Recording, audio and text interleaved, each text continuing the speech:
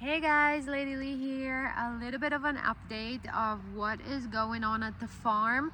Um, the biggest news is that we are about to dig a well here, and this is like going to take everything to the next level. And I am so very excited. I've been trying to farm here for so many years. And aside from the fact that the kids were little and it was just too much for me and I had to back off a few times, water was always the hardest part. And I always tried to kind of work around it. I figured I'll grow things that don't need a lot of water, or things that we have enough rain for in North Carolina. And yes, you can do those things, but it's never really enough when you grow for market, when it's not just, for you. And if something doesn't work, then oh well, when you mean to make an income from farming, you gotta have something more reliable than rain, because God help me, it is never predictable. Never ever predictable here in NC. We can have one spring that is super wet, and then the next spring we have a drought. Last spring we had too much rain, so my onions, some of them rotted in the ground, and the garlic. And then from that we went into a 8 weeks drought. We had a hurricane in the summer, and then floods and all of that, but then drought. It's just a mess, and you can't really rely on it. So digging a well here is just finally taking things to the next level and being able to grow anything and everything. So I'm really excited. A little tip, if something that I didn't know as a beginning farmer, go to the soil and water department at your cooperative extension building in town and ask them about programs for building a well. I was able to get on a program that pays 90% of the expense of digging a well for farms. So I don't know if it's available where you are. There are some restrictions, but it's something that I didn't know about, and 90% of the cost of a well is a lot. So check that out if you are in a position where you have land and you want to farm, but you need water. Okay, so let me show you. Let's go section by section here at the farm and see where we are with everything. This is the first section. If you remember from the videos, previous videos, this is where the daikon radish used to be, in these two beds. And I had the winter squash here where the groundhog ate all of it. I am reworking this section, these beds, because originally I made them too high, and I just don't need them that high. I needed them a little bit wider and lower to the ground. So walkways are about 16 inches, and the beds are a little less than 30, about 30 inch, but 28, something like that. What we still have growing here is celery. I thought that it will do much better. It is under cover, but we had 1 week where we had such a hard frost. Temperatures were in like 12 at night or something like that, and it just, you can see it killed all of the bigger leaves that I was harvesting. These were like kind of short celery, leafy greens, and people loved them at the market, but it's just got so cold, and this plastic is just not thick enough. I think the celery is very hardy, so I think it would have done much better if there was a 4 meal or 6 meal plastic on here. I don't know how thick this is, but it is pretty thin. But you know, still protected it. I think it will do okay as long as the center is green like that. You can see here, as long as the center is green like that, and it's kind of recovering because we have a little bit nicer days right now. But a lot of the bigger leaves just kind of, they're gone. So once spring comes and temperatures rise a little bit, I think it will shoot up and will do okay.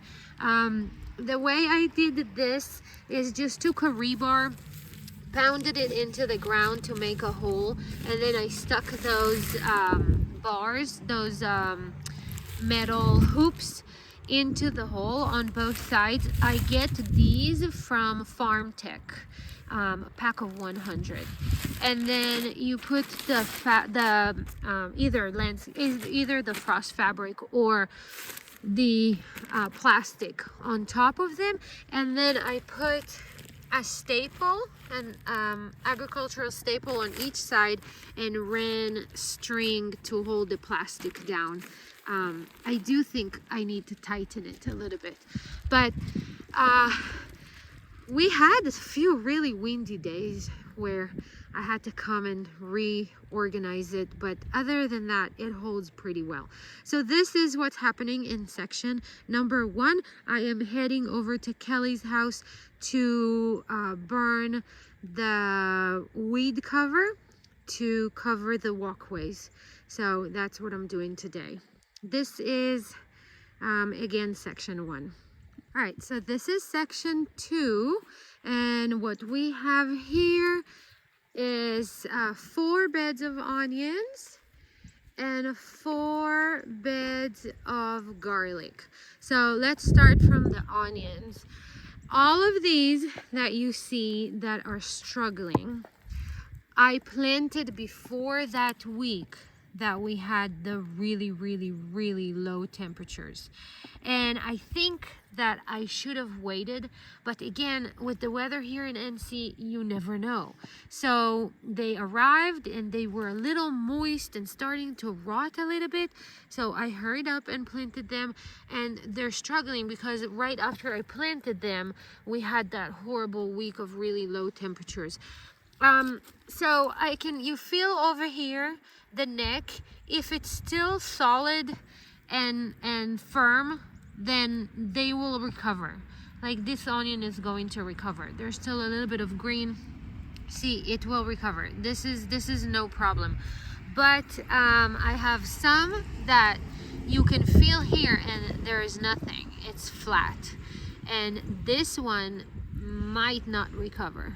So I might need to replace them. And I purchased more plants. I purchased my plants from Haas Tools. I wish they would have been able to deliver them like a month earlier than what was their first option for delivery. But the plants are really great, and you can see here the ones that I planted after these. I planted after the week that we had this really hard frost, and you can see how different they're doing than these ones. So I think I should have waited, but it is what it is, and we'll hope for the best. But these are, I think they're called Texas Sweet. They're doing really good. And then these are red onions, purple. So I can't remember the variety, but I can post it. I can put it in the description of the video. So we have 4 beds of onions. This is about 1,600 plants. And then we have garlic here. So 4 beds of garlic, all hardneck garlic. These 2 beds are music variety, and these 2 beds are German extra hardy. For the garlic, what happened also was that I ordered the garlic a little too early, and I was supposed to go to Israel. That's why I ordered it earlier, And then because of the war, my flight got canceled, and I already had the garlic. They delivered it, but I didn't have the beds ready. So I put it under the house thinking it's dry and cold and it should be good. And it took me about a month to get this section ready. And by the time I pulled the garlic out from under the house, half of it was rotting. And I only had enough for 2 beds. I ordered enough to plant 4 beds of music, but half of it was rotting. And I was going to give up and just plant something else in the other 2 beds, although I have customers that are impatiently waiting for garlic and garlic scape, and I know that I can easily sell all this garlic, but I just couldn't find anywhere to order garlic seed from, because it was like, you know, the end of October. So I kind of gave up. I planted whatever I could, these 2 beds, and then kind of gave up on those 2 beds. Well, what do you know? I was on Facebook Marketplace one day and found someone local that had German extra hardy garlic, and she had exactly 15 pounds, which is what I needed. She went to visit her brother in upstate New York and came back with a whole lot of garlic because he's a garlic grower. And I was like, oh my God, I mean, God just delivered exactly what I needed.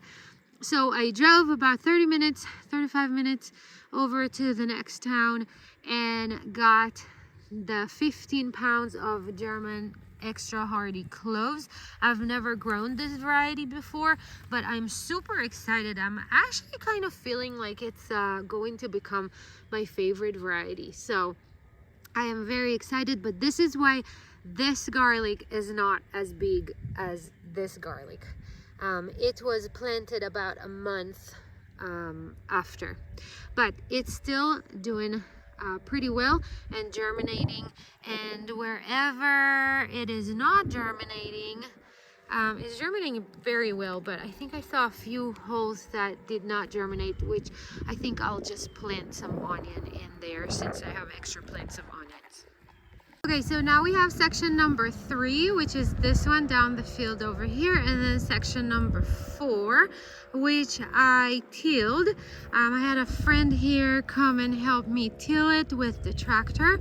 This is, you know, this field has not been worked in many years, so I needed to break the ground.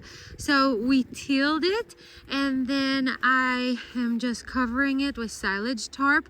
The tarp is going to stay here for this section until spring, because here we're going to have, again, every section has 8 beds. So we're going to have, again, 8 beds over in this one too.